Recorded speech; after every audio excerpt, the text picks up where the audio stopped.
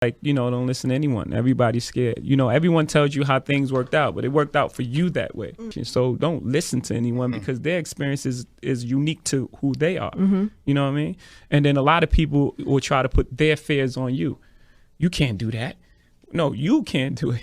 Right. You know what I'm saying? So they just projecting. They're putting things that they don't believe that they can do on you. These are people that come from the same place that I come from, and we're talking about Can I Live, and I'm singing that song, and people are looking at me like, I understand, I feel you. Do you understand how much you've affected my life? Or people that listen to my albums that get them through situations, and even illegal activities, if we're being honest, chains is cool to cop, but more important is lawyer fees. That statement alone changed how people went about, and you had the biggest hit of your record, but that's not really you. That's like, now you're really a prisoner because you have to live like that every day. And imagine being that. Imagine like putting an image out there that's not really you, and then it being really successful. Yeah. Then you have to live up to that every day. That's and I never wanted to be that, and I certainly don't want to be the guy who gets successful and then just pulls away and just, I can't go out, I can't have a bite to eat, I can't, walk to the store, I can't. Nah, that's not gonna happen. They're movements. Right. I've heard this many times. This is not me just saying this. I've heard people come to me like, man, that line was so powerful for me. It made me put things in perspective. I had a 600 Benz that I was driving up to the projects in my mother's house, but I didn't have any lawyer money, and it made me prioritize and think differently. My life, identity, who we are. This is Rockefeller. We love you, Def Jam, and thank you, Universal. But this is Rockefeller. Yeah. We've been doing that from day one. So I'm well versed in that fight. So I don't have any fear. I don't have any fear with working with Samsung. Because I'm not gonna let them put a phone on my forehead. That's just never gonna happen. Yeah. There's a knowing in being an artist. There's a knowing. You can't guess, you can't think. There's a knowing. You have to know that even if it doesn't work today, tomorrow, there's artists that I play that weren't popular at the time that I play more than I play current artists. Shuggy Otis, I suggest you just go look up Shuggy Otis. It was amazing. At the time, you gotta know Shuggy Otis? And at the time, it wasn't this hugely popular thing, but I think when it all's said and done, it's like that era when art and music were one. When Basquiat was hanging out with Madonna and Fab Five Freddy, and all those worlds were colliding. Because we have to realize, hip hop and the arts was like this. Because we both were outcasts. We wasn't allowed inside the galleries or inside of Yankee Stadium. We were both outcasts. We were writing on the street and making music. It was one thing. Yeah. But then art got into the galleries, and then hip hop almost disassociated with it because it was like, oh, it's this bourgeois thing. It became something else. We would play that music more than any other music, right? So you have to have this knowing that, okay, it may not work today, it may not work tomorrow, but this is the right thing, and this is what I'm doing, and this is what's feeding me. So that would be the best advice that I can give you. That knowing, just believe in what you're doing, and if you don't believe in it, then you're not doing it. You haven't figured out the thing that you do best yet. When you feel it and when you know, no one can tell you.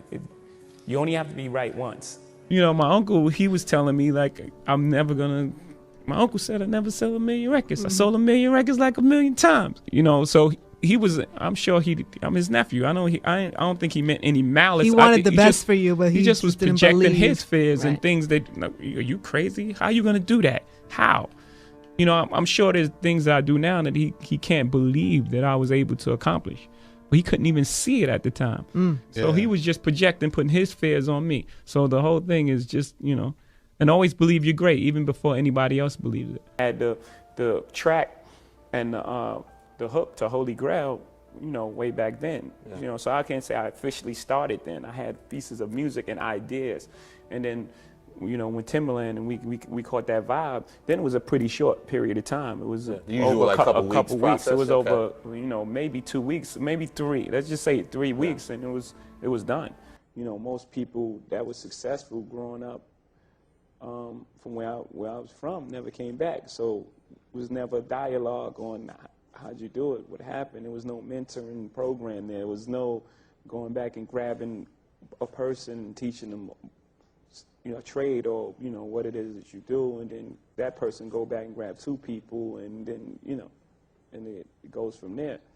So I figured I'd start with school. My first album I came out, I was 26, and I had seen so many things in the street. So my attitude was like, man, I've seen so much, and I don't have anything to prove. I know who I am. I'm a very self-aware person. So when you're self-aware, even when you're dealing with someone's ego, you know when to allow it to, you allow their ego to live in its own space. It's the problem is when you engage that energy, that's when there's a problem. If you engage the ego with your ego, then it's like, okay, now something has to happen. It could keep escalating to a level that can be irreversible. But if you don't engage the ego, if you know how to manipulate or play around with the ego, or that's that weird in energy, itself to people. and you give light back to darkness, Right. It's very difficult. People don't know how to take that, especially at a younger age. Now when they're a bit older, they can probably understand what you're doing. But if you're in a room, but it remains something that inspires you, because I think even like people were critical, like when you say like you're inspired by Basquiat, or it ain't hard to tell I'm the new John Michelle. Some people even get offended by it, those type of statements. Like when you put your context of your artistry against artists that are painters, what's the statement you're trying to make? That is no different. No, it's no different. Shakespeare was a man who wrote poetry. I'm a man who writes poetry. I mean, why not compare yourself to the best? It's the only way that you. And people are bringing all of that wild energy into a room, and you just take a step back into the shadow a little bit and just let them do that. They would almost take offense to that. Why are you playing along? Why are you getting involved in this? Did you have experiences like that where people thought, I don't know how to take Jay. I don't know how to deal with Jay. He doesn't engage with us on that level. Yeah, I'm sure, and a lot of times what that also can be, you can misinterpret that as arrogance. In its own way. If someone doesn't engage you in the way that you believe they should, then people's like, he's arrogant. He's act like he's above everybody. Like, no, I just don't want to argue with you about stupid shit. I just really don't have time to argue. You know what I'm saying? Yeah. What I'm supposed to be here to be second best, right? I'm not doing this. You never seem to like that. Yeah, I'm not doing this for that. And if other people are cool with settling or not putting themselves in that light, then that's their personal preference. That's their personal preference. If you don't want to be in that light, that's fine. I'm not mad at you. I don't have an opinion on what you want to do. If you want to be second, that's cool. So don't have an opinion on me wanting to be John Michelle or Shakespeare. People got to realize that, I put a lot of my life into, what I'm doing right now. I didn't just have a hit record and get lucky. I put a lot of my life into it. So, the things that come out of it is I made it not as a diss record. I made it as a challenge to the music industry. Like, let's not get stuck on one thing. Let's rap music is about diversity. Like, if you got on those Nikes, I'm gonna just rock dunks. And it's all about everyone contribution. Before you had Tribe, Ice Cube, Public Enemy. At the same time as Digital Underground, which just so many different. I had every album. It was all different types of sounds and approaches, but it was still great music. I'm not just, auto-tune is bad. There are songs that have auto-tune that I love, but when everyone jumps on this bandwagon and everyone tries to make the same exact record. I mean, I heard that record from T-Pain. I liked it. I don't want to hear it 100 times from 100 different artists. Like, I want to hear different stuff. Like, I got a couple cameras in my face. I can deal with that. Yeah. It's just like the whole thing. You go through it like, this is terrible. I can't even take my daughter to the store. And then you wait a minute. Let's put it all in perspective. It's not like a real problem. Like people have real problems. Like, your son may go out and not come back. You want to unleash that talent, your mind lets it go. Because it's there. You have to have the belief that when you draw from that well of talent, that it's going to be there.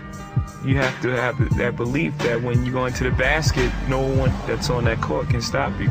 When everyone's on the court, they're coming for you. When the opposing player walks into that arena, they're thinking about upstaging you. You're like a trophy to them. They're thinking, if I'm better than this guy, the spotlight turns on me. So you know you're a superstar because you're a marked man. Everyone's coming for you.